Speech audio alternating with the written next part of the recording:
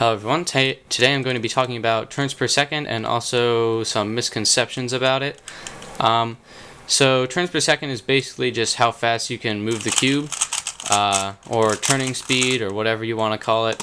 So especially for beginners, this is something you're trying to strive for. Maybe it's because you saw some like world record videos or just faster speed cubers who have been cubing for longer, and you see how fast they can just flip the cube around,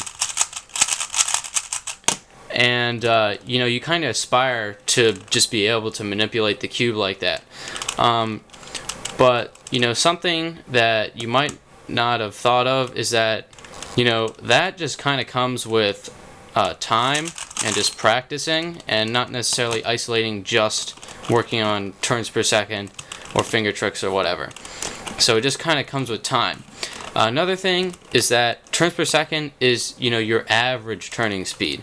So just because you have the ability to turn the cube fast doesn't mean that you're just going to automatically get faster times, because a lot of it is not only your technique but what's called look ahead, which is your ability to think ahead in your solve.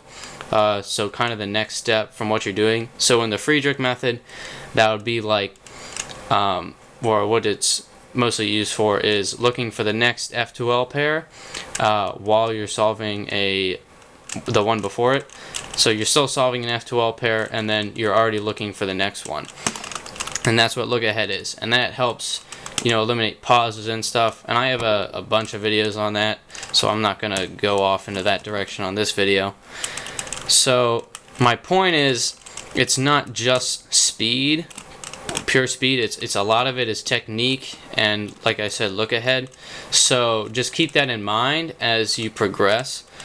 So not everything is just how fast you can solve or how fast you can turn the cube.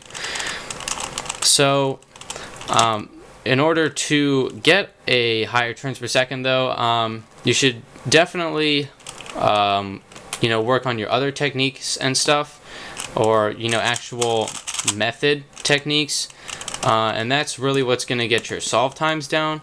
But for turning itself, basically all you have to do is just break your old habits or maybe your bad habits, because pretty much all of us, when we first learn how to solve the cube, we use these big just wrist motions to turn faces like this, and it's really slow. And that's what I mean by habits. It's just something you're used to doing, and you just have to make a conscious effort not to do that in solves, and you'll be good. So you don't really have to isolate it and like practice just turning the top layer and then practice turning the right layer and stuff. You don't have to do stuff like that. It's not necessary.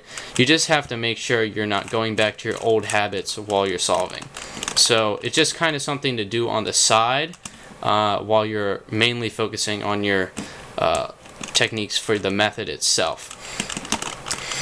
Also, just to start you off, you're just trying to get the most motion out of the cube with the smallest amount of effort.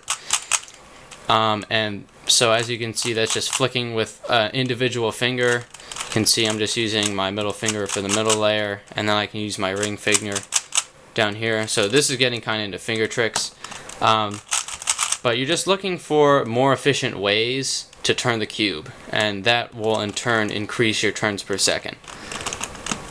So other than that, turns per second, it is about cube speed, but you really want to focus on cube control more than anything. Because if you have really good cube control, you end up with a higher turns per second, because you'll get less lockups and things. Because if you're really inaccurate, your cube, even with today's insane corner cutting and stuff, you still won't be as fast if you're a sloppy cuber than if you're real accurate and precise. So you don't want to be like bleh, and like locking up a lot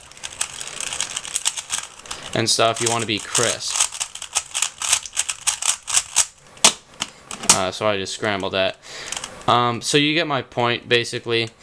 And also, if you talk to a lot of cubers, they'll recommend, if you're a beginner not necessarily a really slow cube, but they won't recommend like the fastest cube there is out there, because the fact of the matter is they're just really hard to control, and you won't learn very good cube control because, first off, like I said, they're really hard to control in the first place, but because they have really good corner cutting and stuff, you never really learn to make really accurate turns because the cube will allow you to be sloppy, so therefore you'll never really learn to be accurate. So that's really the main thing you want to focus on in order to get your turns per second up, is not work on speed itself, but more accuracy. And through that, you'll get a higher speed. So, also for things like the last layer, OLL and PLL, it doesn't hurt to do like OLL or PLL trainer, or doing the time attack, which is just where you do all the OLLs or all the PLLs and time it and see how fast it takes you. But basically all this stuff, it just comes with normal practicing, and you don't really have to isolate turns per second itself. So really you don't need to worry about it that much. It's just about breaking old habits and bad habits, and also keep in mind that your turns per second is only going to be as fast as you can think.